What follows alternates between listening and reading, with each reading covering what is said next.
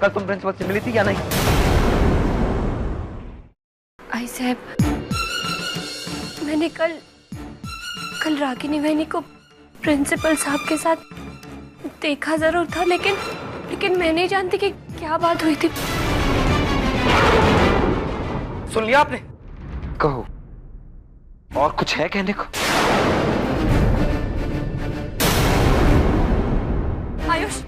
Ayush please मेरी बात समझने की कोशिश तो कीजिए। मैं सब कुछ समझ चुका हूं रागिनी। तुम क्या चाहती थी? यही ना कि मैं पार्टी ज्वाइन कर लूं? अरे एक बार प्यार से कहा होता तो मैं वो भी कर लेता, पर अब नहीं, कभी भी नहीं।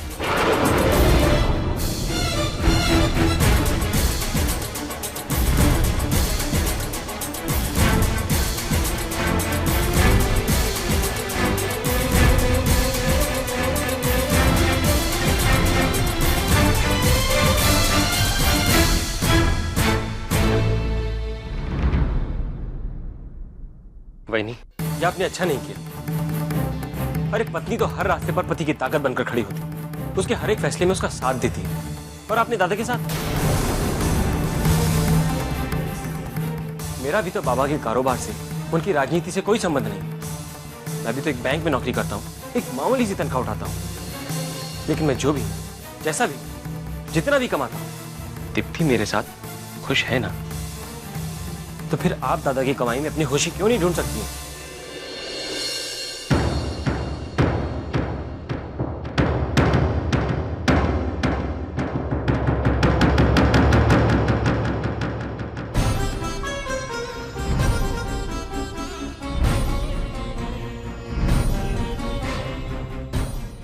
अब भी मुझे विश्वास नहीं हो रहा है, ये सब कुछ तुमने किया है।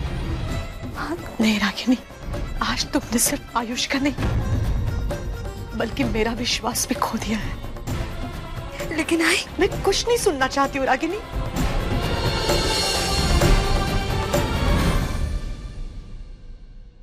आई साहब, आपने मुझे तो दोषी साबित कर दिया, लेकिन अन्ना साहब, वो भी तो इसमें शामिल थे, तो क्या आप उन्हें भी?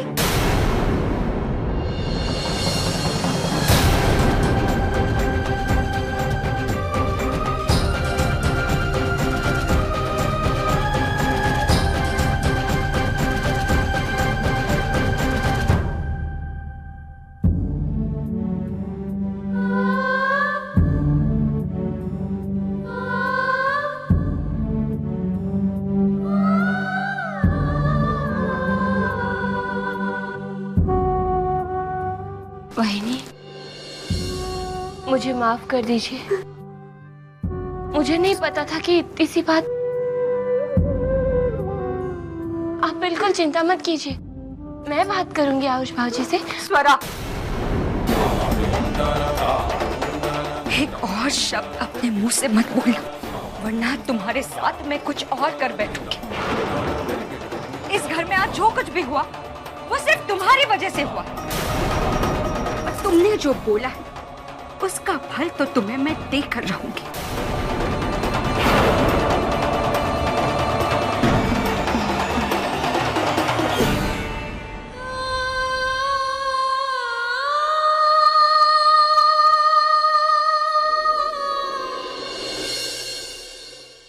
और पवार साहब,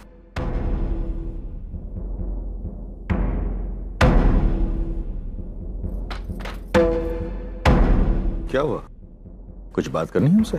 क्या आप वाकई नहीं जानते मैं आपसे क्या बात करना चाहती हूँ? नहीं।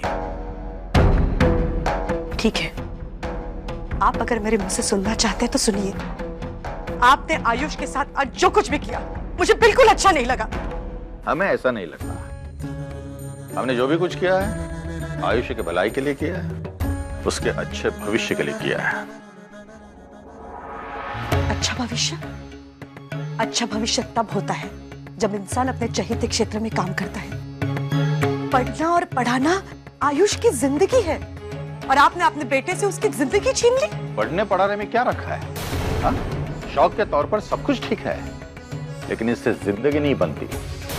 नंदिनी, आपने शायद देखा नहीं होगा, लेकिन ये जो हमारा इतना बड़ा कारोबार है ना, इसकी जिम्मेदारी अकेला आदित्य नहीं संभाल सकता।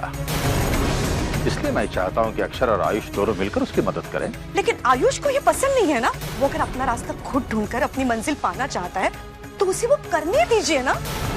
आप पिता की हैसियत से उसका मार्गदर्शन कीजिए, उसकी मदद कीजिए, लेकिन उस पर हावी मत हो जाइएगा।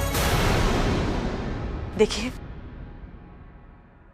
आज तक मैंने आपके किसी भी बात को गलत नहीं कहा, लेकिन आज आप गलत हैं।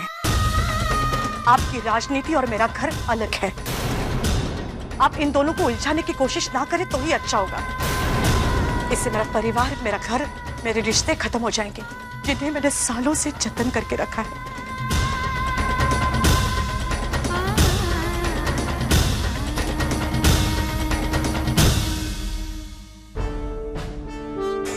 नंदिनी, आपकी दुनिया इस घर की 4 दीवारी तक ही सीमित है, लेकिन इस घर के बाहर भी एक दुनिया है। वहां के लोग बहुत खराब है और मुझे मेरे बच्चों को उस दुनिया में खड़ा करना है। उसके लिए कुछ समझौते करने पड़ते हैं, आप कभी नहीं समझ पाएंगे।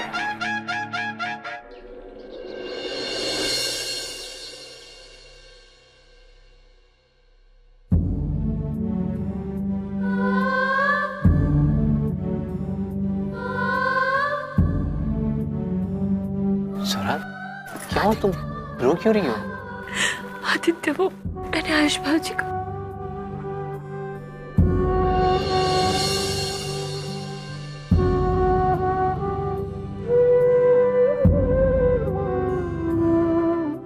सर, तुम पहले शांत हो जाओ। आदित्य, मैंने जानबूझकर कुछ नहीं किया। मैं रागिनी वेणी का दिल नहीं दुखाना चाहती थी। मुझे नहीं पता था आदित्य कि इतनी सी बात इतनी बड़ी बन जाएगी। आप मेरा यकीन कीजिए आदित्य। जरा, मैं जानता हूँ तुमने जानबूझ के कुछ भी नहीं किया, और तुम भी जानती हो तुम्हारी कोई गलती नहीं है। फिर रो क्यों रही हो? अरे, गलती तो रागिनी वही नहीं की है ना। उन्होंने आयुष को झूठ बोला, उन्होंने उसे नौकरी से निकलवाया। फिर ये बात आज नहीं तो कल खुलनी ही थी। फर्क सिर्फ इतना है, आज ये बात तुमसे पता चली, कल किसी और से पता चलती। मैं जानता हूं तुम बहुत जज्बाती हो, लेकिन जो गलती तुमने की ही नहीं, उसके लिए अपने आप को सजा देना पागलपन है। मुझे यह भी पता है, आज नहीं तो कल रागिनी वहिनी को अपनी गलती का एहसास होगा और वो खुद चलकर आएगी तुमसे बात करने के लिए। ऐसा होगा? जरूर होगा। रागिनी वहिनी ऊपर से थोड़ी सख्त दिखती है, लेकिन उनका दिल उतना ही नरम है। वो आज रूठी है तो कल मान भी जाएगी, लेकिन फिलहाल तुम मुस्कुरा दो।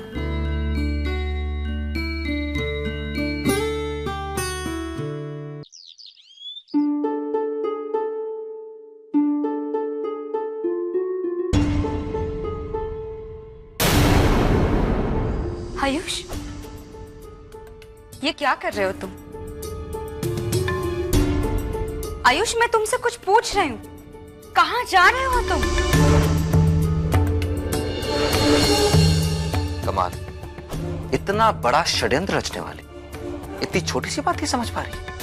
कोई बात नहीं, मैं बता देता हूं। मैं घर छोड़ के जा रहा हूं। नहीं आयुष, मैं तुम्हें कहीं नहीं जाने दूंगी, क्योंकि तुम्हारी जिंदगी अब सिर्फ तुम्हारी नहीं है, मेरी भी है। इसलिए तुम कोई भी फैसला अकेले नहीं ले सकते। मैं तुम्हें कहीं नहीं जाने दूंगी आयुष।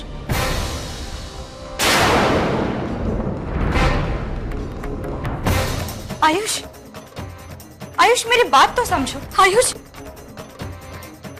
आयुष, देखो आयुष, तुम मुझसे नाराज हो ना, तो मुझे सजा दो, लेकिन इस तरह से घर छोड़कर मत जाओ आयुष। अन्ना साहब, आई साहब के बारे में तो सोचो। देखो आयुष, हमारा भविष्य इस घर के अलावा कहीं नहीं है। आयुष, आयुष, बस आयुष, अब मैं तुम्हें यहाँ से कहीं नहीं जाने दूंगी। आयुष प्लीज रुक जाओ ना मेरे खातिर। देखो तुम्हें जो सजा देनी है मुझे मंजूर है, लेकिन प्लीज मत जाओ। आयुष मैं तुम्हारे बगैर नहीं जी पाऊंगी। ठीक है, तुम मेरे बिना जी नहीं पाओगे ना, तो चलो तुम भी मेरे साथ चलो।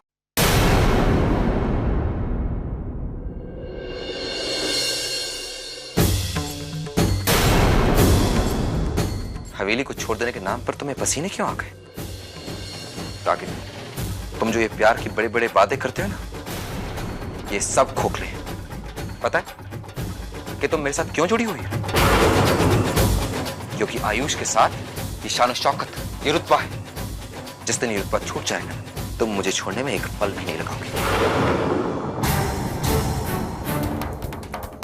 आयुष आयुष प्लीज, आई साहब।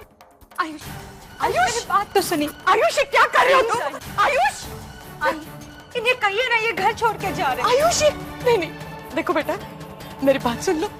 तुम्हें जहाँ काम करना है तुम वहाँ काम कर ले। जिस तरह अपनी जिंदगी जीना चाहते हो उस तरह जी ले। आज के बाद तुम पर कोई किसी भी तरीके की जबरदस्ती नहीं करेगा। आई मुझे मत रोकिए। जिस घर में मेरी पसंद की कोई मायने नहीं, मेरे लक्ष्य की कोई मायने नहीं, उस घर में मेरे रहने की भी कोई मायने नहीं। वैसे भी तो बाबा मुझे नाकारा समझते, मेरी पत्नी मुझे निठल्ला। आई मैं इस हवेली की शान और शौकत में सूट नहीं करता। नहीं बेटा, आई मैं नहीं रुक सकता। आयुष आयुष रुक जाओ। ये क्या पागलपन है? तू मेरी बात सुन प्लीज दादू, अब कहने सुनने को कुछ नहीं रहा। जो होना था वो हो चुका है। अब मैं और नहीं सह सकता, क्योंकि अब बात अस्तित्व की है। दादा आप बताइए, अगर आपको अपने आदर्शों को छोड़कर जीना पड़ता तो क्या आप जी पाते? नहीं ना, मैं भी नहीं जी सकता था। आयुष नहीं, सुनिए ये देखो ये घर छोड़ के जा रहा है, आप कुछ कीजिए ना। आयुष भाजी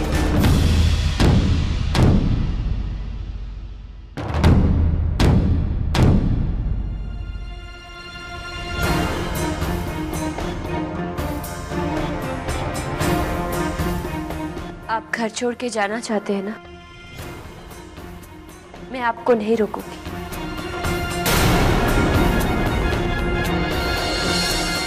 पर जाने से पहले आप इस घर से जो सामान लेकर जा रहे हैं उसे लौटा कर जाइए। इसमें कुछ मेरे कपड़े और मेरी किताबें, पर अगर आप लोग चाहते हैं तो मैं इन्हें भी यहीं छोड़ देता हूं। मैं इस सामान की बात नहीं कर रही, मैं उन संस्कारों की बात कर रही हूँ जो आपको इस घर से मिले। मैं उन रिश्तों की बात कर रही हूँ जिन्होंने आपको इस घर से जोड़े रखा है। क्या आप उन सारी यादों को लौटा कर जा सकते हैं? भाऊजी बस एक बार मुड़कर इन सारे चेहरों की तरफ देखिए। आपकी आई जिन्होंने आपको जन्म दिया है, आपके बाबा जिन्होंने आपको नाम दिया है, जिनके कंधों पर बैठ के आपने इस दुनिया को देखा, आपकी पत्नी जिनके साथ आपने 7 जन्म निभाने का वादा किया,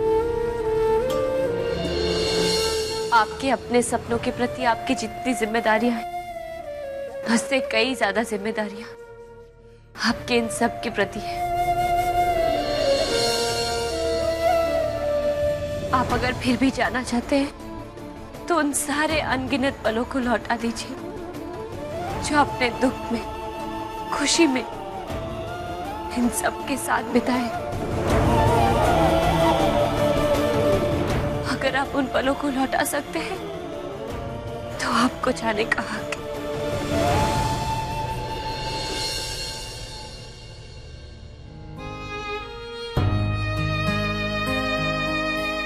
आयुष, क्या तू अब भी हम सबको छोड़कर चला जाएगा?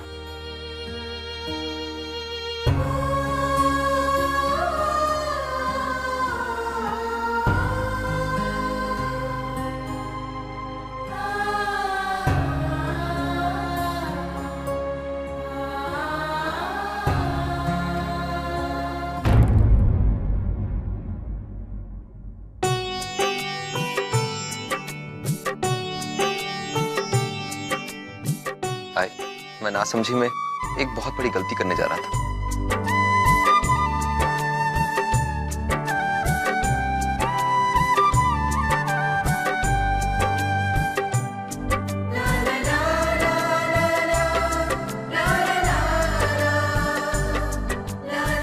थैंक्स स्वरा। आपने तो कमाल कर दिया। हाँ, आखिर रोक ही लिया आपने आयुष बाबूजी को। आपने वो काम कर दिखाया जो इस घर का कोई सदस्य नहीं कर सका, रागिनी बहनी भी नहीं। अब सचमुच ग्रेट है।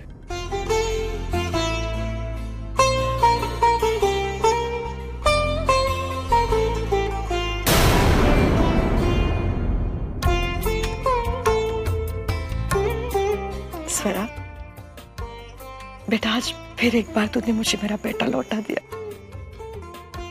और इस घर की बड़ी बहू का फर्ज भी निभाया।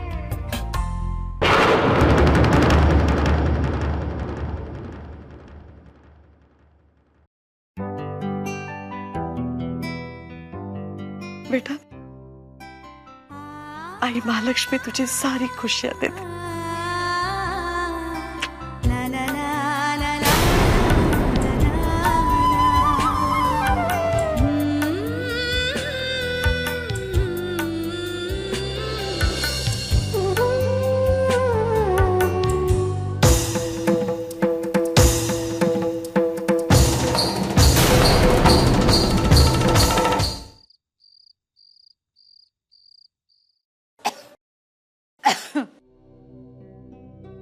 मंजुला, तू तुलसी का काढ़ा क्यों नहीं लेती? खांसी भी कम हो जाएगी और सर दर्द भी कम हो जाएगा। हाँ? मैं बनाऊं? नहीं नहीं, रहने दीजिए। देखिए, कुछ नहीं हुआ है, मौसम बदल गया है ना, बस इस वजह से। अरे मैं देखता हूँ। अरे मैनेजर साहब, नमस्ते। नमस्ते। मैनेजर साहब आगे आइए। मैं चाय बना कर लाती। नहीं, उसकी कोई जरूरत नहीं है। देखिए, मैं इतनी रात गए आपको परेशान किया, लेकिन बात ही कुछ ऐसी है। क्या बात है मैनेजर साहब? हमारे राज्य के गृह मंत्री पाटिल साहब और उनके कुछ रिश्तेदार रात के करीब 2-2:30 बजे यहाँ पहुँच रहे हैं। यहाँ? हाँ, और उनके रहने का बंदोबस्त करना होगा। ऐसे में ये रूम आपके पास है, तो फिर आप एक काम कीजिए, अन्ना साहब के हाथों एक फोन करवा दीजिए। उसके बाद से आपको इस कमरे से कोई नहीं निकाल पाएगा। मैं चलता हूँ, नमस्कार।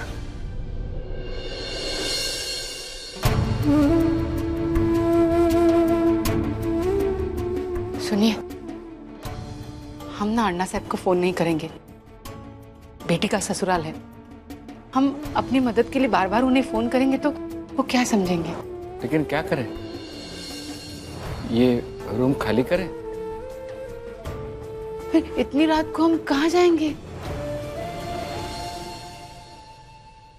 देखा आपने कैसे स्वरा के कहने पर आयुष भाऊजी तक रुक गए। कुछ भी हो, कोई ना कोई बात तो जरूर है स्वरा में। अरे हर इंसान 2 मिनट में उसकी बातों में आ जाता है। मुझे तो लगता है जरूर कुछ जादू टोना आता है उसको। लगता तो मुझे भी।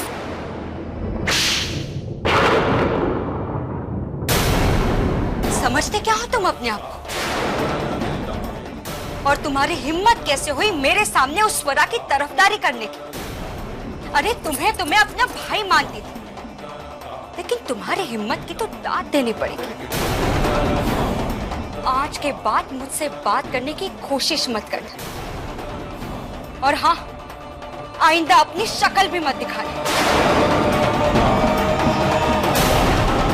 मैं देखती हूँ आज के बाद तुम दोनों को इस घर में पूछता कौन है।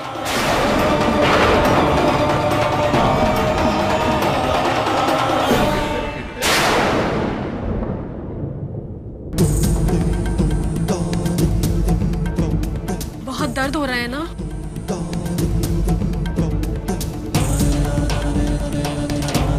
अरे देवा, कितना लाल हो गया है, सारी उंगलियों के निशान तक छप गए। इस थप्पड़ की एक एक गूंज तेरे कानों में उठेगी रागिनी।